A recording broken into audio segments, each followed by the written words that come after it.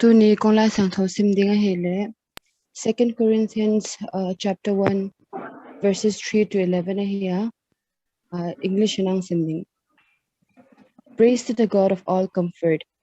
Praise be to the God and Father of our Lord Jesus Christ, the Father of compassion and the God of all comfort, who comforts us in all our troubles, so that we can comfort those in any trouble with the comfort we ourselves receive from God. For just as we share abundantly in the suffering of Christ, so also our comfort abounds through Christ. If we are distressed, it is for your comfort and salvation. If we are comforted, it is for your comfort, which produces in you patient endurance of the same sufferings we suffer. And our hope for you is firm, because we know that just as you share in our sufferings, so also you share in our comfort. We do not want you to be uninformed, brothers and sisters, about the troubles we experienced in the province of Asia. We were under great pressure, far beyond our ability to endure, so that we despaired of life itself. Indeed, we felt we had received the sentence of death, but this happened that we might not rely ourselves but on God, who raises the dead. He has delivered us from such a deadly peril, and he will deliver us again. On him we have set our hope, and he will continue to deliver us. As you help us by your prayers, then many will give thanks on our behalf to the gracious favor granted us in answer to the prayers of many.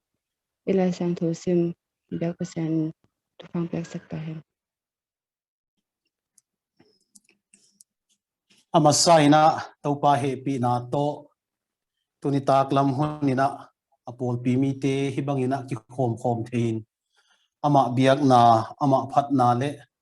ama thule late to thakki petwa theidinga topan hun pha hun hoi tenga saklai manin athak thakina topa tunga lungdam thu ipuakhi I theilo kalina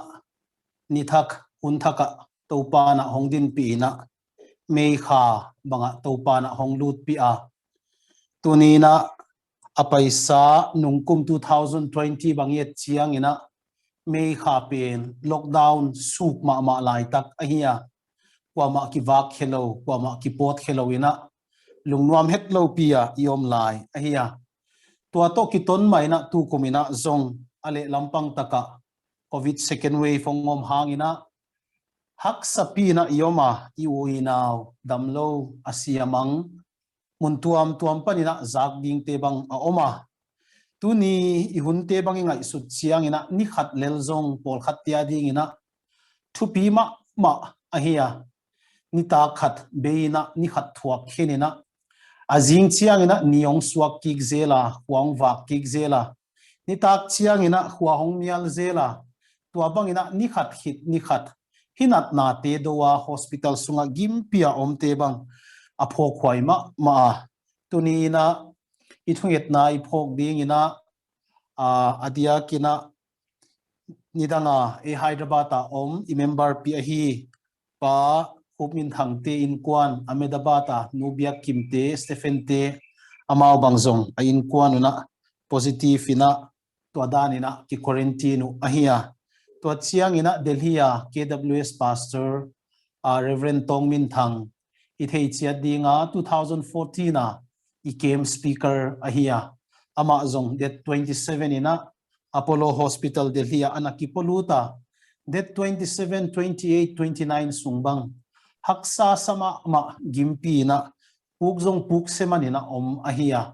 ahi zongina pasian happy na to hoilam te mano taw hi chi izak manina alungdam hwaya tunina athakina polpi mi te khalle khat ki thum pi ding khalle khat I thum na ki phok to ding ina ikinge nuama tunina amin konglo khaklo pol khat damlo hitang khosik to chiang ina covid symptom anei chi bangjong hun khopi ma zong kioma hi manina tunina thunget na ma bulphu lai leng china ikichial hi topa maya na thunget na khat inei dinga tu ni khathak ni pini masape na hi to kitonina birthdays nei te hina anniversary jang tele adia kina tu kha topa na hongom pi na dingin topa maya pol pi tangina evek pina ikun dinga kenagingina ong thumin tua bangina ihunte azang to ding hi hang wanglian to pa pasian hibang hunhak sama kom kala to pa nangman ni khat khit hun khat ni pi kal khat khit kha khata to pa nonggal kai pia tuni na to pa me ni pi ni masakpe na to pa hongdin pi in na happy na to pol pi sunga zong chinale nuna damlo tam pi takte na to pa hoi lamte mano ta in tuni na to pa mi hi za te bang to pa in sun pan sanina biak piak na te nei khom thei ka hi manu na tunga nuamin lungdam thu kong puak ku hi adia kina pa pasian a paisa kum khat sung nongom pi na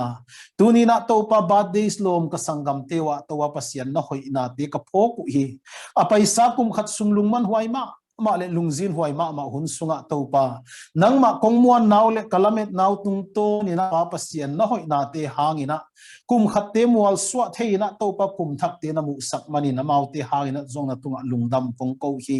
tuina kum thak kalu tu to kitoni na pa pasian hi pandemic second wave te ongoma lungzin huai ma le pa pasian nung kuma sangina zong to pa pata huai zo ding din muna to pa ding ka hi manun nang ma ompi na ka kisamu hi adia kina pa pasian tu kum thaka to pa amau te hi na to pa tu ni na adia kin sin lai naw pangte high school student te college student te university students te ading in zong pa pasian nangman hi academic year thak pa pasian alam dang ina to pa nong tun pi na ding lamet na thak to wa pasian nangman ong kalsuan pi ding in nakyang akong thumu hi to ma bangina pa pasian anniversaries lom zong bangza hiam ka omu ka theu pa pasian nangman pa pasian a paisa hi chiang nongom pi ma bangin kum thong pa pasian nang ma ina nu pakala ki it ki ngai sem ding le to pa pum khat suak ton tung ding in le nang ma gam na sem ding in le christian in kwan hoi tak to pa akhang khe sak thein kwan ki theina dingun tunina pa pasian nu pa kop thak te hi zong in anniversary zang thak te ding ina to pa na happy na thu pha ka hong thum saku hi to bek hilowina pa pasian tu kha thak to pa kong zat na dingu mi te mi siam te mu na pa pasian hi second wave a peak kha ding a hi pa pasian ko te na bang tuak ding ka hiu hiam chi ka ki thei ke pa pasian a hi zong ina pa pasian na thuna la ka zak te le ka sin te tung ton in nang man to pa na hong sem in la khamwan na le lungmuan na te hong pia in la pa pasian nang ma sunga lamet na thak to pa pasian kal suana tunin ka kim ka kiang te to pa pasian me pi jing bang ina to pa jing tama sele zong nang ma muan na to pa pasian kal suan theya ka kim ka kiang ki sam le to pa pasian hak sa sa te pan pi thei ding ina pa pasian nang man na pol pi mi te thathak to pasian ong pianong kalsuan pi ding in na kianga kong thumu hi ka isi makai te hina to pasian kamakai tuam tom te hem pe zong pa pasian nang mai na to pa hibang hunak sa thathak hong guanin pa pasian ka kim ka kianga to pasian ka pol pi mi te to pa kisap na te to pa pan pi thei ding in nang man ka khut te to pasian ong thakhau sak ki ding in na kianga kong thumu hi bang hian pa pasian tuni taklam hunina nakamal kong lum ngai ding nang man pa isa huna to pa thupa na piak sahi male thakina to pa nang man thupa hong piak sakin ka ki sap naw to ki tua kina pa pasian na ho pi na na o ka zak na wi sak ding in to pa jesu min kong tu mo hi amen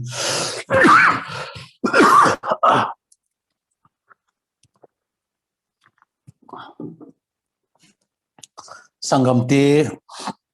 nung ni pi ni na kumpi Jehoshaphat nun tak na kumpi Jehoshaphat na haksat na atwa lai taka pasian ako na le akal suan na tungto ni na tuni na 18 zong hibang haksat na itwa na sunga kumpi Jehoshaphat ba bangin thuyet na to ama sapenin akal suan ni na tua bangina ihaksat na te phuto ni china nung ni pini na i theibang bangina pasian kamal tungto ni na ikihan thoni tuni na zong lai siang tho thu chiam thak sunga sol tak te lak panina sol tak laka amin thang pen sol tak pol nun tak na tung to ni na adia kena dena sangam nu ong sim na Corin masa 1 Corinthians chapter 1 verse 3 apat 11 kikal tua tung to ni na haksat na lungkham na sin kham na sunga pasian khamwan na le pasian he nep na le pasianina amite ahot hiat na thu tua thu pansanin tunina pasianina ei ahaksa thuak te agim thuak te tunina ong he nem nuam lai hi tunina hong hon he nuam lai hi chi tunina soltak pol nun tak na le athugel te tung to ni na ikum khom ding hi hang mi pol khat te na pasian thu oi te pen haksat na thuak lo hi ai ke le pasian thu phai chi pen hau na le min than na wealth and health ai ke le tulaya ki gen prosperity gospel zuina pasian nung zuite pen a hau ding le adam ding pasian nung zuite pen achidam ding le athahat ding le alo ching ding agwal tung tuang ding le a successful ding te hi hang china nak pi ta kena ki han thong hi ai zona sol tak po nun tak na enleng sangam sol tak teng laka athu pi pen pen the apostles par excellence chi heading za ilai siang tho abukim khat phial pen tu chiam thak ama gel hiya agel lo look x lai siang tho tu chiam thak sunga asau pen pen na sana zong pen tu third pen ama ministry le ama life akigen tu sol tak pol nun tak na ye chiang ina mi te mu na pen ama pen alo ching ma ma na hi hin kholowa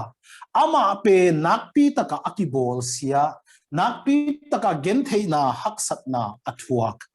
apostle par excellence hi ma abangina sol tak te la ka zong athu pi pen hi ma abangina sol tak te la ka zong anak thuak pen hi chileng ki khial lo ding hi adia kina tunina hi sol tak pol thuak na tung to ni na chapter 1 verse 3 verse 4 verse 5 tunina ilai siang tho nung nipi ni ai chi ma bangina na phei tunga na koyun la hon sai na koyun la na lai siang tho to da ni na pasian kamal en khom ding yang ke again hi loina pasian kamal lai siang tho ina again hi manin tunina pasian kamal lai siang tho thu gen khom di hi sol tak polina chapter 1 verse 3 le verse 4 na bang na chi hiam chi le eite hak sathuna ichi mo imang bathuna ahong he em pa to pa pasian ina min than na wanglet na nga ton tung ta hen bahang hiam chile ama hong he nep na tung tonin I hak sat lai ta ka ama hong he nep na tung tonin tunina eite khat le khat ki he nem thein eite khat le khat ki khotwa thei I manin to pa min iphathi na chi to pa ina hong khotwa na tung tonin khat le khat ki khotwa thei to pa ina hong he nem na tung tonin khat le khat ki he nem thei hi manin to pa min iphathi na chi ai zong ina hi koi lai panina to pan hong he nem hiam ichi chiangin hak sat na panin to pan hong he nem hi from affliction hak sat na le gim na panin sol tak polun ta na inleng then at chapter 1 sangam nu vung seni nong simna verse 8 khonga ye chiangina sangam ti o a minor hiza agim na kathuak now na thailo ding ko ut ke hi thailo na om ding ko ut ke hi mi hing hi na siding za dongina mi hing puak zo non lo za dongina mi hing thuak zo non lo za dongina kathua ku hi sangam te we were burdened excessively beyond our strength katahat naun zong chinzo non lo na khena that we were despaired even of life nung ta zo ding ina zong ka kilamen non ke yu hi to bangin ahak sat na gen hi Asia Minor ichi chiang ina present day Turkey western Turkey lak Ephesus hong Troas hong tua pol pite om na lak teng pen Asia Minor kichi 1 Corinthians chapter 15 asol tak polin bang na chi hiam chi le I fought with the beast in Ephesus khwa gam sa to ka kilai hi to pen figurative language ong ithea lai siang tho x sungayet chiang ina sol tak pol pen Ephesus gam sa to kilai hilowin mi pi hon riots mi pi mop to pen kinok tua a hi tua banga om lai takin sol tak polina dam zonon lo ding bangina akingai sun haksa sa om ahi na pen ong musaki sol tak pol nun tak na haksat na athuak na pen hi 2 Corinthians sunga tamve pita kigela chapter 4 zong enle hang bang tengki mu hiam chile adiakina chapter 4 verse 8 bang na chi hiam chile we are afflicted in every way. We are perplexed, we are persecuted, we are struck down, and always carrying the body of the dying of Jesus. tua be khilawina chapter 11 a sangam te verse 23 a eleuchin midang khem pe sanak pitakina kasem zohi zelta nazong tam kathuak zohi tam ve pitak san thuak hi khat ve ve sina ding za adong ala huai na zong kathuak hi zudate som thumle kwa ve ki sat na nga ve tak kathuak hi thum ve tak sik pum to hong ki sata khat ve suang to hong ki denga thum ve tembo siat na katuaka sunle sunle zanina tuipi thuk sunga hunte hi haksat na tam pitak abana sim suk sukleng soltak polina anun tak na haksat na nageni ahi zongina den I sim verse 3 le verse 4 tua bang haksat na sunga topan kote hong he nemi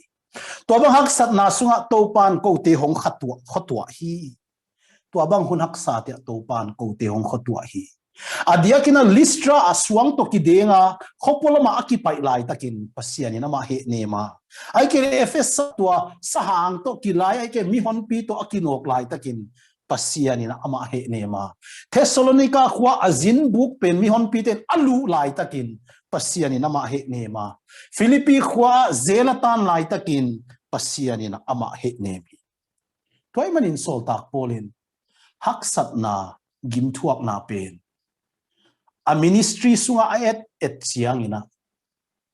pasian wanglet na akilat na hizohi china chapter 12 verse 10 when I am weak then I am strong kathanem chiang ina ahat kahi hi na chi hi leitung mite ina thahat na again to kibang lawin soltak polina et chiang in hiza agim na athua khangin pasianin ama tungto na ama na tampi tak asep sak zo temu chiang in pasian wanglet na pasian thupi na tam same amu ahi hi tabine sangam te tunia igen no pina khatna a hibang haksat na hunsunga isangam te tungton ma panin pasian he nep na le khamuan na kimuhi soltak polina kote ka haksat na sunga pasian hong he nema kote hong he nem na tungtonin no te zong ka hong he nem thei achi ma bangin God's comforts comes from our fellow brothers ai ke isangam ka chi che ipian pi de ka chi na hilowin I Christian pi te tungtonin pasianin mi hing tungton ma ina a he nep na te ong paisak pasianin mi hing tungton ma ina khat le khat aki he nem to dingina ong paisak hi chi pen tunia ka gen masak ma phi 1945 New Year kumina Rosenbach zela tang German pastor le theologian min thang mama Dietrich Bonhoeffer ina a fiancé zuthola piaksa anunga nu lai kha ka to alai khana hi sama ma kom kala bangong tung ding chi ithei ke hi sina nat na haksat na ka na te zong pasianin ama de bang hi nak le khong tung sak khading hi a hi zong ina eite ilaw ke ding hi ama I na to ahong pia ka hi le lungkim takina isang ding hi chi hi to bek hilowina bang na chi hiam chi le bang zatak sa na khina we will face the future be it what way ahi bang bangina imai lampen ipuding hi at mon da na khitui luan na ka na hai phial zongin God will befriend us ama in a lom ta bangina hong lom tat dinga hong nai dinga most surely on its New Year's Day china tua anunga ngai nu pen lai kha ki ai ha khathum khali na elite force te na Berlin hong chi ding kwan chiangin Hitler ina amalang pang he pe tha ding thu piak na a Dietrich Bonhoeffer pen si hi asi khi thang na hi alai gel manglo hi to a poetry gel pen mi tam pi tunga ki kha kina asi hit kum som le giat hit nungina tuipi gal lama North America US Pastor Joseph Bailey Monu ding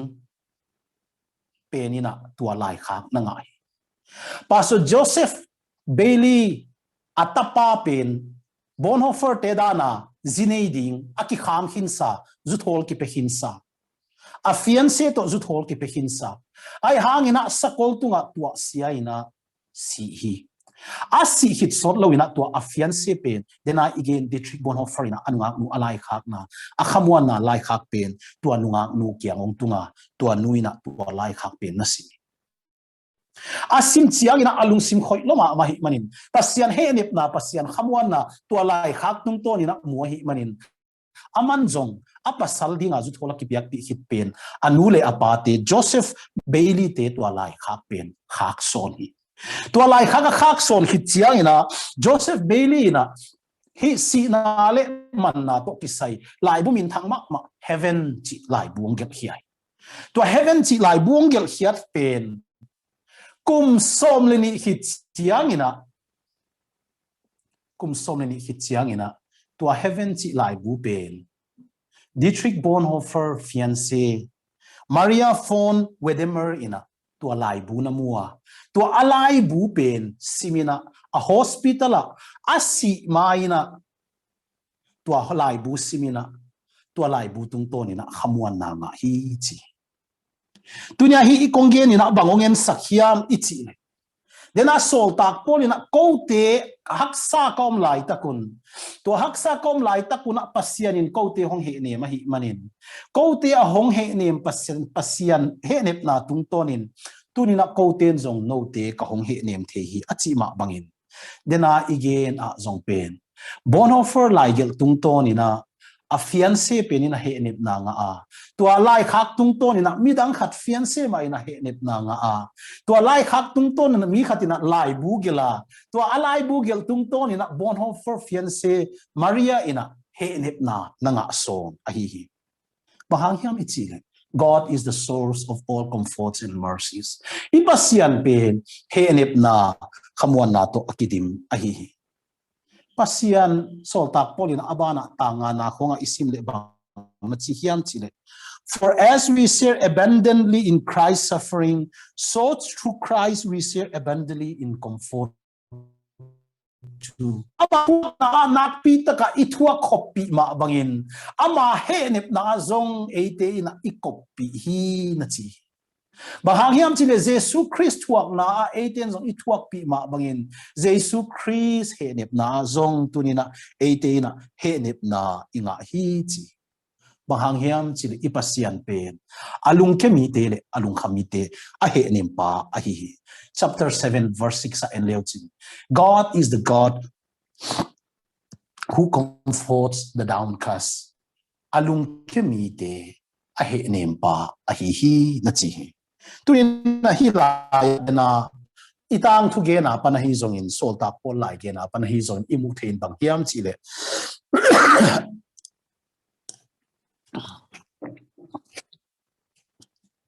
igim thuak na ihak sat na te pen midang te ading na thu pha na hi thei hi chi pen hong mu sakhi I thuak gim na idang siang in pen experience te ki share son thia personal experience te ki share chiang ina midang te ading na khamwan na lungmuan na ongtung a hi hi solta pol zong tangguk le tang sagi na hoi takinen leuchi solta polin bang chi hiam chi kote gim thuak na hangin note na hot hiat na ngau hi chi kote na hak sak na ka thuak na hangin pasian ina hong he ne ma to hong he nem na tung tonin note kyang ong pai tin note na to he nep na ngau hi na chi sangam te si na man na hak sak na lukham na tam pi tu chiangin ei tuak banga atuak te ma ina atua u thu hong ongenu chiangina ahong han thona ahong encourage hituan se lowina amau tua thu ahong gen bekun zong pen khamwan na lungwan na kinga thei adia kina si na manna itua chia eito kibang a ana thuak te ina ikianga hong paina amau thuak laya haksa asaptan hong onggen chia tua panina eite na khamwana lungwana kinga thei na hi khabe be chiang in kanga isuna e Christian te ilate zonga hiya ithuet na te zonga hiya khat ve ki selfish lua hi le kilom ka sa a to pa ka kim ka kianga gen thei tam pi tak te ka et chiang in tunina amau te banga nongom saklo ka kipak ichi pen khat ve ka et chiang ina selfish lo de lo hiam a Christian te thum na ding dan ma hi hiam chi pen koisun ong nei saki tua nak sang ina tunia ilai siang thoinong pe bang hiam pa bang hak sat nong thuak kalung dam hi khibang hak sat na thuak midang te ka he nep thei na dinga hi manin midang te hak sat na ka thei pi na dinga hi manin ka thuak siam pi na dinga hi manin ka pan pi thei na dinga hi manin khibang hak sat na nong thuak sak pen to pa kalung dam hi chi thei le tunina aya dingina thupa izodingi tua lo wa to pa amau banga nong koi lo manin kalung dam chi pen farisai vai ma hi de kilom kasai tunina hi thu ka gen lai takina kanu zong awma ama zak ding ina zong ka gen nuama 87 88 lakina kanu pe nakpi takina chinain kapa than lona ama posting in ko dang teng unau teng la naw pangkineuma ma lai zan bangza ve hiam in kimin kiang te na auto khong to zan ina hospital la ni ve thum ve bang hiam hospital la tai piwa tua chen operation bang zong thum ve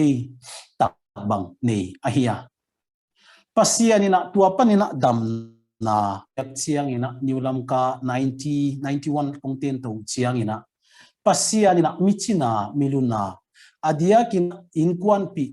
hina ibe phung sunga hitale midam lo tam pi takte olmo na lian pi pasianina ama tunga guan hi bahang hiam chi aman na thuak ai manin athuak na tung to ni na midang athuak te pen he pi na thei siamina amau te pen bang ka chi le kapan pi thei di o china ve luna ve ina kinma ma hi pasian happy na to tua hang mai na phai pi katun suku chiang bangina zong pen paule ham thei lo ina kau kanau lam kalam pan gina tingno palam pan ina ong paina khat ve kainu bang pen hospital bang phialina ka om thei zelu tua be khilo ina hospital pai pi munlua china ve munlua hi manina rims hospital khonga security te na staff ding saina visiting hours lo te na sana pen ama pen thol heu hawina lut swak thei ze again no pina I experience kha I phok kha khak sat na te hangina pasianina bidang te I na ongguan the hi I thuak gim na te I hak sat na te pen midang te adingina thupa nai the gi Good Friday nia ka sharing again ma bangina la phuak siam khatina ke kyanga onggen pen emi la phuak siam te pen mi he pi huai hiung ong chi hi bang hangin mo ka chi le midang la phuak siam te pen amau lamal thumal kilom gel siamu akiraim ding zong thei thumal hoi thei wa hi manin tua tung to ni na thu tuam la tuam phuakin neng mu na hau sak nai na zang hi emi la phuak te in pen I experience I tua thu te I life ongom thu te pen akigel hi mo ka hi manin la hoi ichi te pen ala phuak te pen mi hi pi huai hi ahi zong ina tua banga ahe pi huai lai taka alap wa te ma ina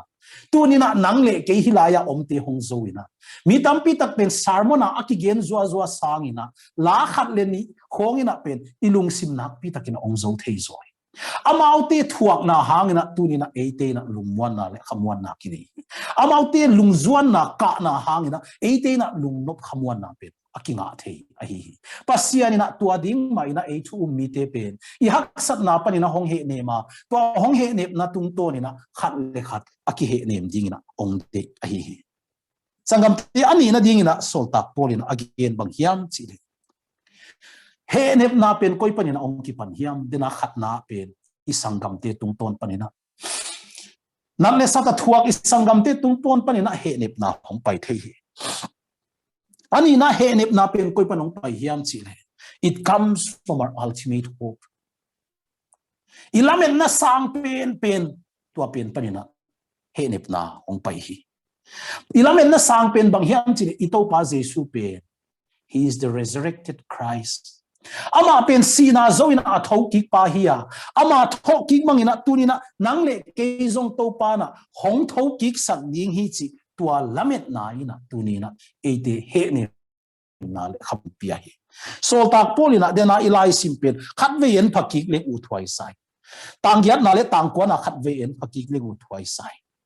For we do not want you to be unaware, brethren, of our affliction which came to us in Asia. Asia gama kahak sa na thwa upen thailo anom dingu kade ke hi sangam te. We were burdened excessively. Nakpi takina gimna kathwa ko hi. Kathwag zolo, kathaw na zolo tanina kathwa ko hi. So that we were despaired even to life. Lamet nazong na inon sa dong ina kathwa ko hi. Indeed, we had the sentence of death within ourselves. Kasungwa pen ko tepen asihin sabang ina kakingat sumi. Damding zong lamen zo non lo asihin sabang ina kakingat sumi. That we would not trust in ourselves. But in God who raises the dead. Tua banga asiding din muna aom lai tak hingim nam non lo lamet na nei non lo om lai takun ko wa pana kimuan na ding bang ma om non lo ahi zong na ka kimuan theina om sun pe nu pe si na panina mihing te atho sakki pa. We do not trust ourselves anymore. Ko le ko kahat na inchin zo non no ahi zong na kamuan sun pe nu si na panina mihing te tho kik sakpa. The one who raises the dead si na panina mihing te tho kik sakpa. Tua pen kalamen u hi chi tua pen alamet na ahi soltak bolina bang na chi hiam chi de tang som na who delivered us from so great a peril of death. Tua banga si thei na ding gim na sun pana a hong hon khe pain aba na leu chi and will deliver us again. Man hongon hilai ding hi. Hilaya so tak polin agin na pen bang hiam chi. Ithei ding ina de huai ka sa Greek pawina ada atang pina present tense simple present tense pen a English present continuous tense to akibang ahi. Tuai manina sina pa na mi hingte atho kik sakpa achi chiang ina is to pa jesu tho kik na thu kya again Halloween tu lai tak ma azong mi site atho kik sak tu lai tak ma azong mi hingte pen nun tak na nei lo te pen nun tak na apep pa pen chi again nok na hi. He was not only the one who raises Lord Jesus Christ. No, he is not just only the one who is going to raise me up on the last day, but he is the one who raised the dead right now. Tu lai tak ma azong misite atho kik sakpa achi ahi tua papel kalamet naw tung tonin pasian kiang panina heknip na hong tung hi chi. So Paul in a resurrection amu dan pen tamve pi again hi. Philippians 11 I want to know Christ and the power of his resurrection. Sol tak Paul za ito pa Jesu thuat hei. I can sol tak Paul za the doctrine of resurrection lo di nga isu lai takin Philippians zela tanga siding din mo na ta alay islam om lai takin I want to know Christ and the power of his resurrection. Aman amanun tak na hi the power of resurrection Jesu Christ ho kik na pen experience hi chi na. I want to know the power of his alum tak na alive apen experience hi chi. Romans chapter 8 verse 12 azong in sangam te.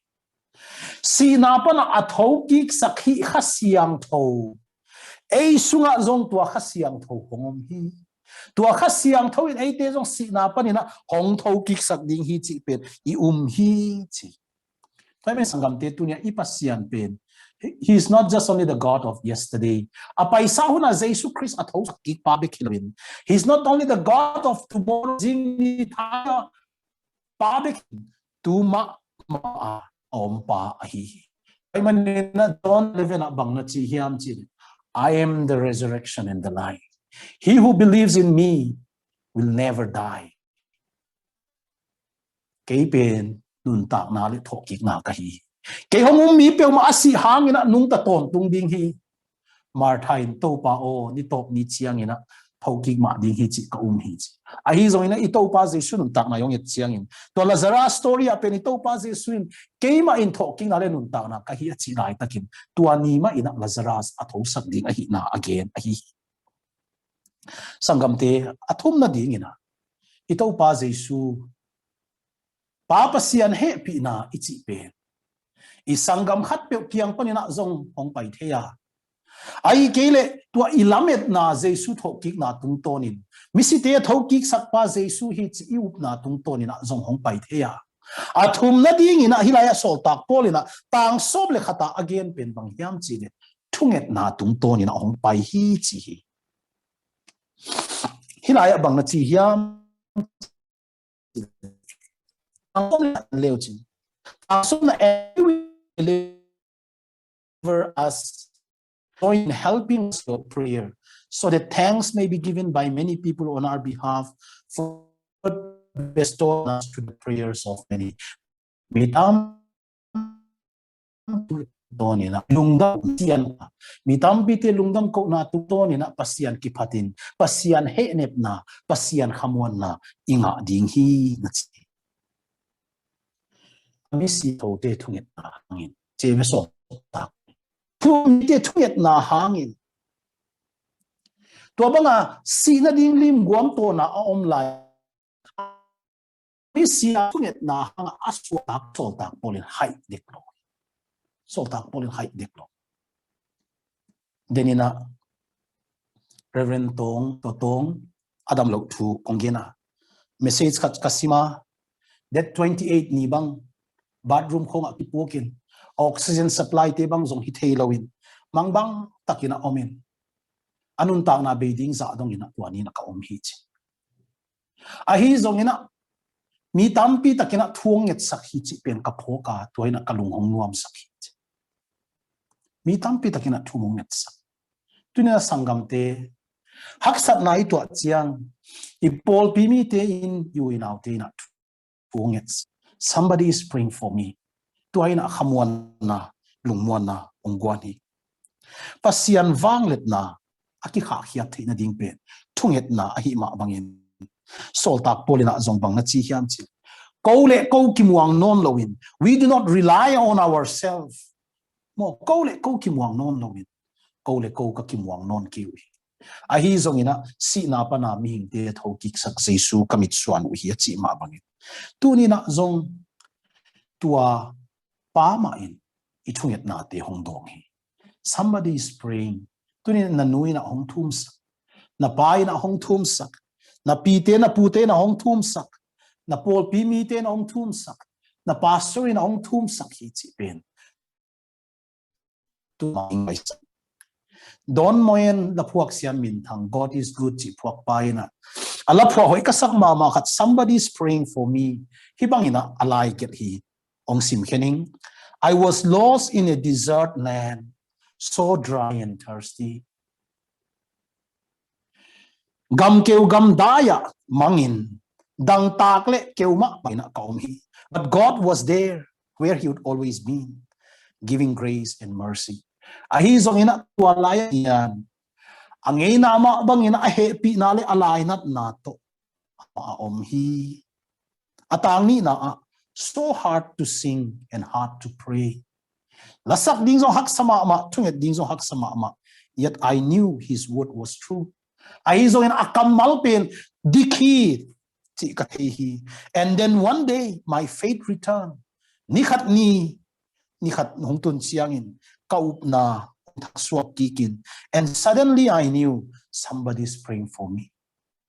and somebody is praying for me somebody is knocking on the heavens door somebody is praying for me somebody is lifting me up to the Lord somebody is lifting me up to the Lord sangam te mi te na ong thu mak sakhi ithunget na te pen wanglian hi chi pen tunina athakina phokleng uthwai sai kabana konggen be nop lai khat oma ti kumlamina zong ka gen khen ngeya nip ripkens lai bu the insanity of God kasim kha kalung simong khoi ma Russia gama pastor khat nin ta na ibangina rip nipkens ina a interview na rip nipkens kia nga ibangina tua Russia pastor pa Dimitri na ken ama pen pastor zong hilohi training nei zong hilohi ahi zong ina 1950s la ka Russia te communism ong han wat ma chiang in Russia gama biakin tampi ta kha ka pi khop na lim phau sak lo ina ong to bangom lai takin azi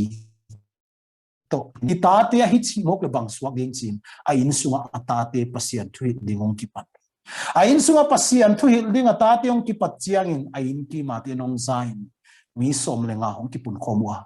ka ki chan mi som li bang hong ki pun khomwa to banga om chiang ina umpite na theina nang bang hangina hi bangin om na hi hiam pastor na hi hiam bang hangina hi bangina church planting ball na hi hiam aman pastor ka hi ke hi pen church zonga hi ke hi thuge na ka om manina mi te hong pai hi lel hi chi nak pi takina avau hi chiang na se pai te pen ki ku ai hangina ama khol tuan lo mi som sagi lenga bangong pai mi zakhat bang hi chiangin atop ama hong man amat maun zong pen asep na company pan top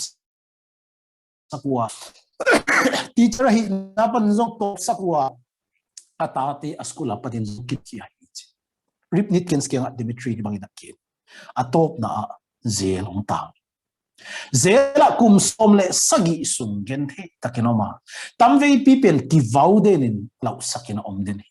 ke pen America te CID ka hi USSR Soviet Union puk siat na dinga America te hongzat vanzat ka hi chin suai kai le chin zela pan ki kha khedi hi chi ato pina Dimitri na haksa saloma amata na in na gam tingong ki hal sak na zizong ki tha sak na tate zong government kema ong ki lak sak tai achi chiang top na pasian kianga to pa o thuak zo non ken jing chiang ina sign mining ka swat ta nang pol pi dam nang ka tate dam nang ka mu khak lai hi na le china to bangina thunge ni na om lai takin pasian ina a in lama a khwawa azia tate pin bisaki zia tate na zong pen apau pen tua banga zela haksat sapia omahi chi pen akha una thei sakahi manin tuani ta kina ain kwat bi te nakpi takina thumu hi chi athum lai tak mauna Dimitri in zong pen pasian mai athum lai tak khaiman pasian in azia tate thunget na pen gam la Peter Tulval Siberia lampek pana a om hima ta sere ila za sakhi somebody is praying tunina ithelo kalin nanga ding ina pasianina thungen ding ni ko ni yet na midang te thunget na to ni na tunina nangi nungwa wan nanga reverend totong zong gen ma mangi sat na ka to lai takun mi tampi takina thu honget sakhi chi pe ka thei tuaina lamet na he net na khamwan na gwani sangam te tunina thakna south tapial le zong tunin athakina pasian kamal nungai ki ni tunen je he is the god of all comforts and mercies ama pen he pi na le lai nat na to kidim pasian iya ama hak sapna ithua khokma bangin ama he nep na azong he nep na atang khom ding te hi sol tak pon chi ma bangin tun ama he nep na zong atang khom ding hi tunina ithuak na te pen pasianina amokina avalina ko isaklo dinga midang tia dinga vual zona midang tia dinga thupa a hidingina topa na ong sat sak ding hi pasianina hong he nep na tung tonin khat le khat aki he nem dingin topan ong de hi to be khilowina iup na imuan na ithahan na te na zo non lo chiang si na pana agwal zo i topa jesu ai ke mi site lakpana akan sian tua vang let na ina tunina ate pen lamet na le he nep na ongwan hi bahang hiam chi le ama pen he is the god of resurrection tho ki na pasian hia aman ate pen ilung kham na panina hong tho ki sak dinga idam lo na panina hong tho ki sak dinga isin kham lung kham na panina hong tho ki sak di tunina amisiang tho te thunget na tung to ni na tua pasian he nep na pen atak ong tak suakin ate kiang hong tungi somebody is praying for me tunin pa tu lungdam ko ina khale khat nemin khale khat tha ki piain khale khat to pa maya thu ki sak to dingin i hak sak na i phut lai takin to pa om pi na le khamwan na athakina ngien leng china to pa minina ki chial hi to pa maya thunget na saulo chik nei ni vanglian topa pasia tunina kapsum tunia hi chuki gen topa na kamal angai khami he tunga topa alam dang ina papasian na henip na nakamuan na hong tung sakit.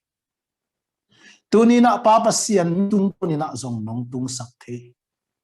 Ay kile papasian ka upnaw le kalamet naw te tung na nong tung sakte. Ay kile zong papasian khat kakitungit sak na te tung na nong tung sakte. Tuni na to pa hi henip na kamuan na kakisamoy. Nang makatha kakisamoy nang manhongom pi. Lao le linga om ka mule zong papasian nang mahenip na to pa kalong suan pi.